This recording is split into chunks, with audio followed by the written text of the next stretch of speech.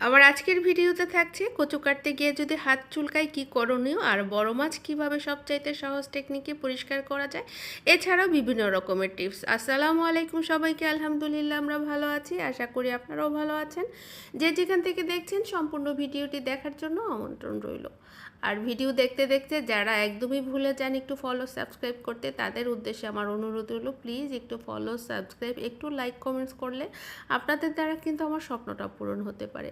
আর যদি আপনাদের দ্বারা আমার কোনো স্বপ্ন পূরণ হয়, নিশ্চয়ই আপনাদের কোনো ক্ষতি হবে না। আর এই প্রাকৃতিক দৃশ্য দেখতে আমি ভীষণ পছন্দ করি, তাই আমার প্রায় ভিডিওতেই দেখবেন যে ভিডিও শুরুতেই আমি কিছু প্রাকৃতিক দৃশ্য রাখার চেষ্টা করি। আসলে মানুষ যেটা পছন্দ করে সেটা কিন্তু বারবারই কিন্তু দেখানো হয়ে যায় বা সেগুলি দেখতে ভালো লাগে, আমার ভালো লাগে, তাই আমি আপনাদের সাথে শেয়ার করি। যাই হোক, চলুন আমরা আসল কাজে চলে যাই। প্রথমে যে টিপসটা আপনাদের সাথে আমি শেয়ার করতেছি, আমি আজকে কচু শাক কেটেছি, কচু কেটেছি, কিছুক্ষণ পরেই দেখতেছি যে আমার হাতটা চুলকাচ্ছে। এরপরে মনে পড়লো যে এই টিপসটা তো আমার জানা আছে কিভাবে হাত চুলকানি দূর করা যায়। যাই হোক, এখানে কিন্তু আমি হাতে লবণ মেখে নিচ্ছি। আপনার যখনই কচু কাটার পরে হাত চুলকাবে, হাতের মধ্যে লবণ মেখে এরকম জ্বলন্ত চুলায়, আমি ইলেকট্রিক চুলায় করতেছি, আপনারা চাইলে গ্যাসের চুলায় করতে পারেন। আপনাদের হাতে কতটুকু তাপ সহ্য হয় সেই অনুযায়ী আপনি কিন্তু উলট পালট করে হাতগুলিকে ছেঁকে নেবেন, বা মাঝে মধ্যে আপনি সেই লবণগুলি কিন্তু আবার হাতের মধ্যে একটু মেখে মেখে দিতে পারেন, মানে ঘষা মাজা করতে পারেন হাতটাকে, এই এক হাত দিয়ে আরেক হাতকে, তাতে করে কিন্তু দেখবেন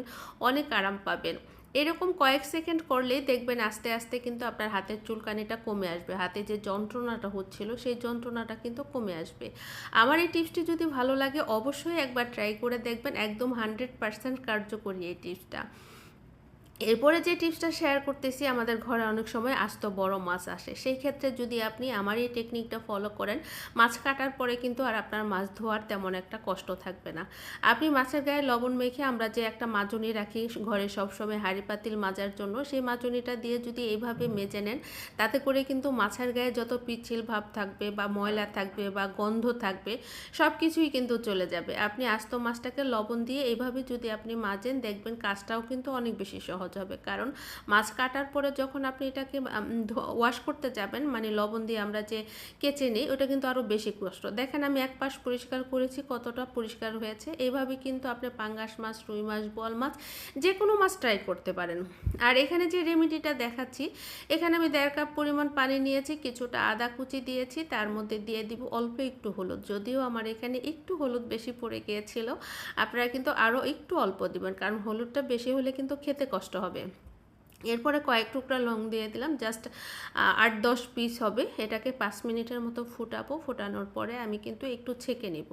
এটাকে হালকা গরম অবস্থায় যদি আপনি কয়েকদিন খেতে পারেন, আপনার ঠান্ডা, কাশি, কফ সব কিন্তু ভালো হয়ে যাবে। তবে চেষ্টা করবেন এটার সাথে একটু মধু দেওয়ার জন্য, মধু দিলে আরও বেশি উপকার পাবেন। তবে যদি না থাকে সেক্ষেত্রে সমস্যা নেই, বাট থাকলে ভালো।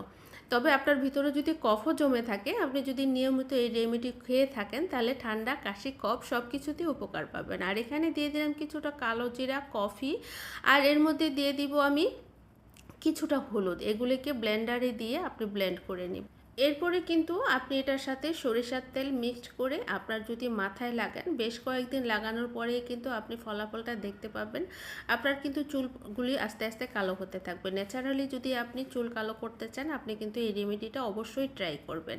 আমার এই ধরনের টিপসের ভিডিও যদি আপনাদের ভালো লেগে থাকে, প্লিজ আপনারা একটু ফলো সাবস্ক্রাইব করে লাইক কমেন্টস করে আমার পাশে থাকবেন। একটু কমেন্টস করে আমাকে জানাবেন যে আমার এই ধরনের ভিডিও আপনাদের কোনো উপকারে আসে কিনা, বা এই ধরনের ভিডিও আপনাদের ভালো লাগে কিনা।